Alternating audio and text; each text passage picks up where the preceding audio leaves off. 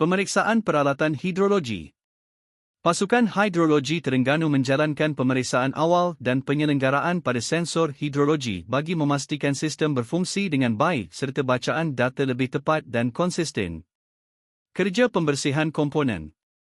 Proses pembersihan komponen peralatan dilakukan secara teliti bagi mengelakkan gangguan pada sensor serta memastikan prestasi peralatan sentiasa berada pada tahap optimum. Ujian sistem simulasi air. Pasukan menjalankan simulasi aliran air untuk menguji tindak balas sensor dan sistem pemantauan dalam rekod perubahan paras air secara masa nyata. Konfigurasi dan semakan data. Kerja konfigurasi sistem dan semakan sambungan dilakukan menggunakan komputer riba bagi memastikan penghantaran data dari stesen hidrologi berjalan lancar tanpa sebarang gangguan. Pemantauan operasi sistem.